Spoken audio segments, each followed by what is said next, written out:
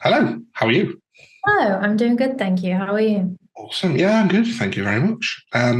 You have had an interesting couple of years before you kind of landed in TNA. How has that been? Because you've been literally everywhere from WWE, Japan, and now TNA. So how's that been for you? It's been amazing. Honestly, I think it's been the best couple of years of my life. Um, Obviously, things ended and it was kind of abrupt. But the first thing I knew I wanted to do, well, the first thing I actually did do was go back to All-Star Wrestling. I Mm. was like, I have to go back to where I started, back to where I decided I wanted to be a wrestler and re-find myself. And then the second place that I knew I had to go was back to Stardom. That was my fifth tour with Stardom. I did four prior to 2018. And that was kind of like, let's go find Zaya again, you know? Yeah. And then when I decided to move to America, I was like, the only place I want to go right now is TNA. Mm. How much they are doing. I've heard about the locker room, I've heard about how it is. And from the minute that I landed in this country, I was messaging Gail Kim and I was like, hey, I'm living over here now. I would love to be a part of it if anything comes up. So I'm just grateful that they took a shot on me, took a chance, believed in me, and I ended up exactly where I wanted to be. Yeah. So for those who don't know you or kind of aren't familiar with like Xia Brookside, who are you? And you said you were trying to like find yourself. So how kind of what did you find? I found my drive again, my motivation. So I am Xia Brookside. I am a second generation wrestler. I made my debut on the 16th of May, 2015, when I was 16 years old. So this year I have been wrestling for 9 years, which is crazy. Um, I don't know how many matches I've had at this point. I know I had over 100 in my first year. Yeah. So I kind of stopped counting at about 300. That was back in 2017, 2018. So I've traveled all over the world. I've wrestled in over 10 countries and most of America now. So Friday will be my first time in Canada for Sacrifice, Mm. which is my first pay-per-view signed with TNA, which I'm super pumped about. And if you haven't seen the poster, I made the poster, which is another milestone, which I'm super pumped about. So first title match, first pay-per-view, first poster this Friday. So what can people expect from you going into that match? Everything. It's all going down on the line, you know. I have a technical background from British wrestling. I learned how to strike, how to stay up to speed, how to fight pretty much everyone in Japan. They taught me so much out there. And I've lived in America now for 7 months. I'm well traveled. I know every single star there is, and I can go with the best of them. And everything is going to get laid out there on Friday. It's sacrifice. You know, this is my time, this is my opportunity, and I'm not going to let it just fly away. Yeah. Just to talk about your training. You were trained obviously by your dad. No, Paul. Did your dad not train you at all? no, he didn't train me at all. Oh wow, I Not didn't know that. anything. He still hasn't done anything. No, Wow. Was it just Dean Allmark or as well or not?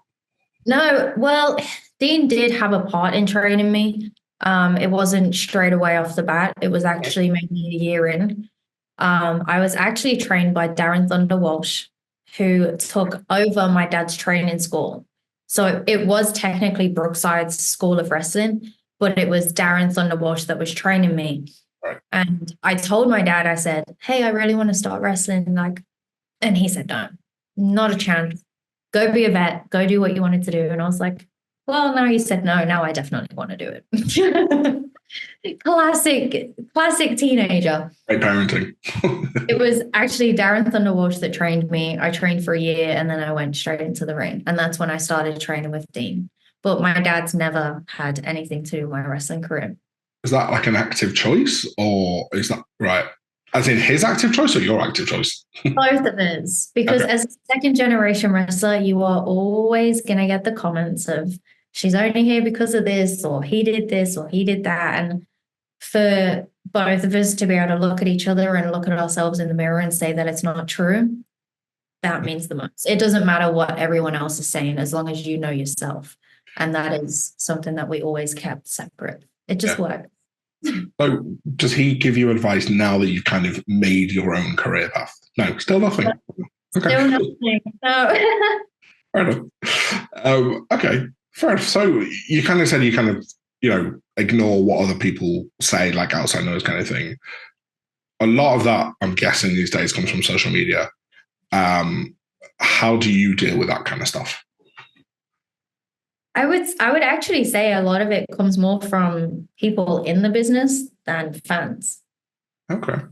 Yeah, that's rare because a lot of wrestlers tend to kind of say it comes from social media. So just kind of expand on that.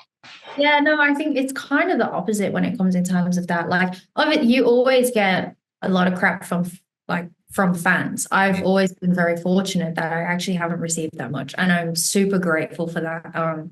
I know a lot of people deal with a lot of stuff, and it can be tough out there.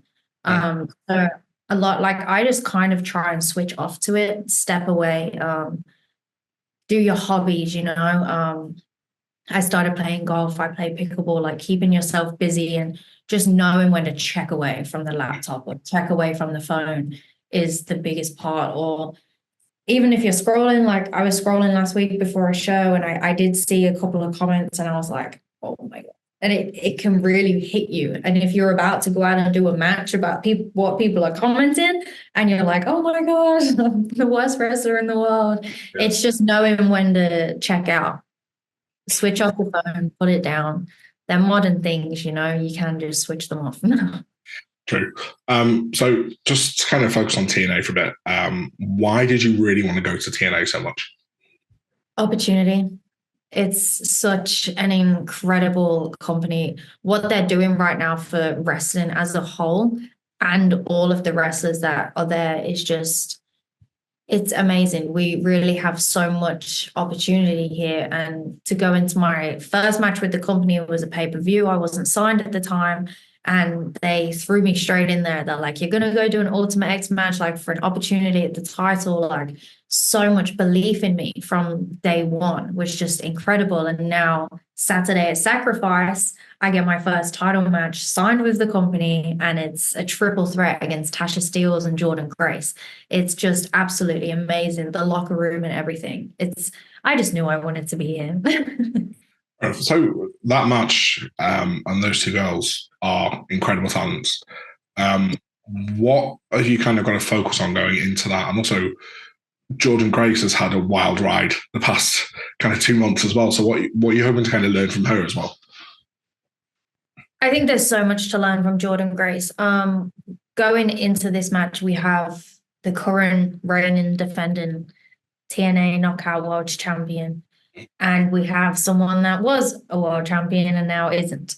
So the stats are there. She's already been through the loss and she stole the win over me a couple of weeks ago. So I think going into this match, I'm going to be aware of my surroundings and make sure that she isn't there trying to steal the win again. And Jordynne Grace, I'll be ready for the strength. I've got the speed. I've got the technical ability.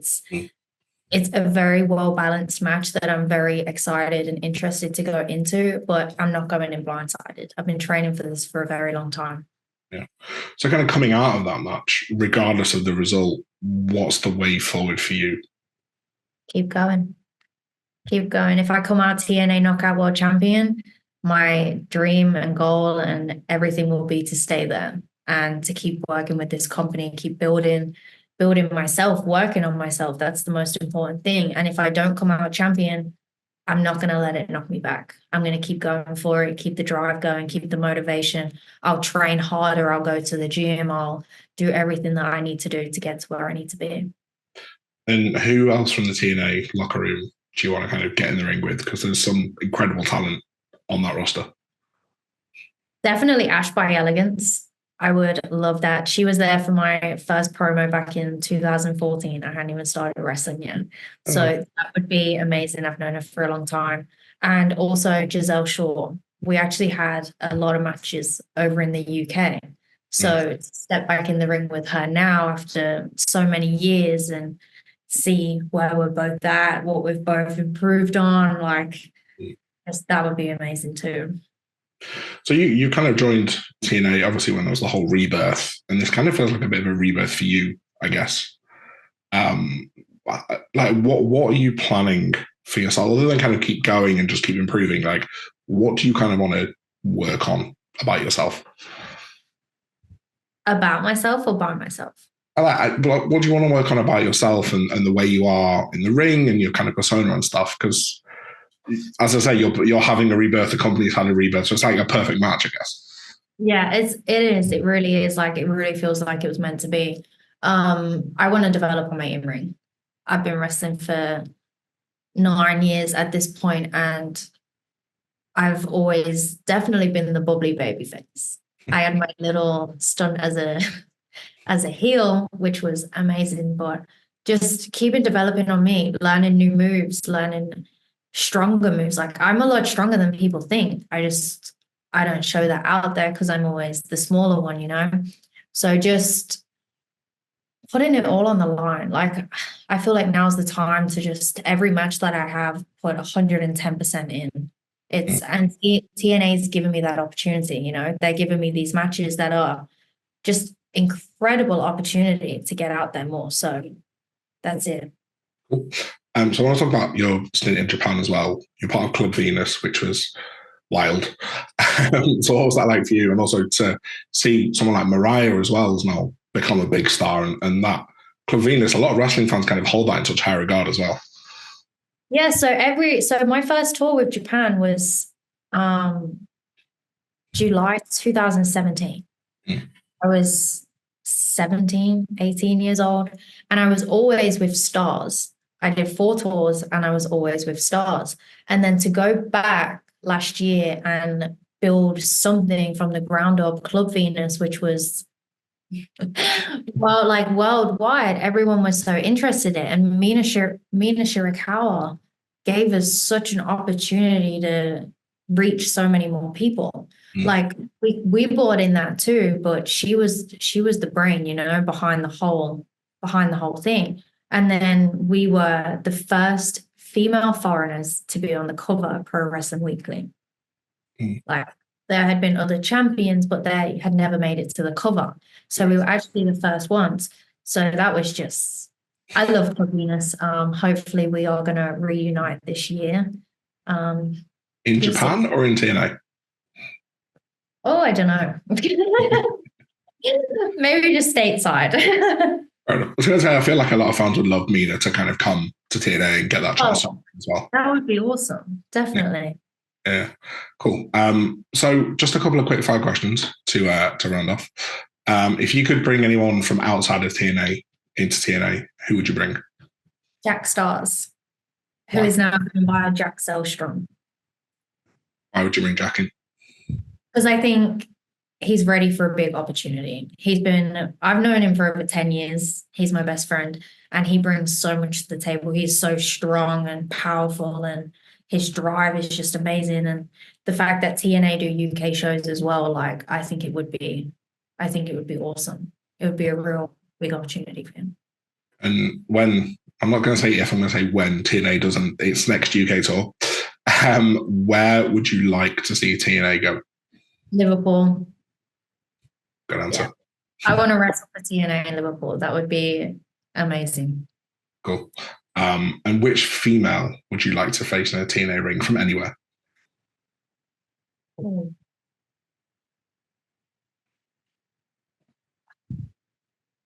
I want to wrestle Gail Kim. Okay. I mean, she's retired, but always kind of comes back at some point. So it's possible. It's possible, you know, never say never. And in your 9-year career, I kind of feel like people forget how young you actually are. What's the biggest thing you've learned about yourself?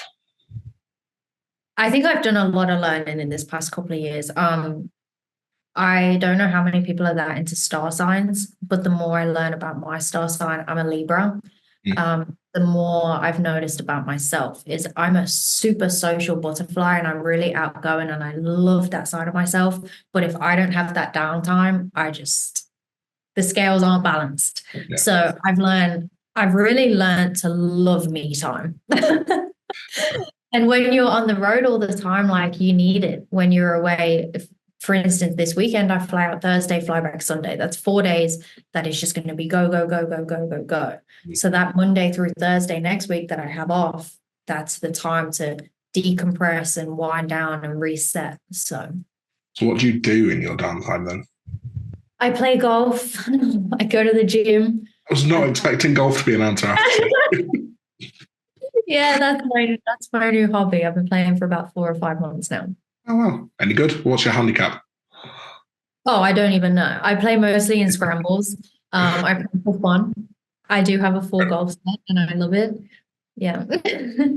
And last question. Favorite football team? Everton. No. Born and bred. I didn't have a choice. No, you've lost me with that one. I'm Liverpool, so no. Well, we're going to end it on that note. Thank you very much for your time. Thank you very much for your time, and best of luck with everything in TNA. Thank you for having me.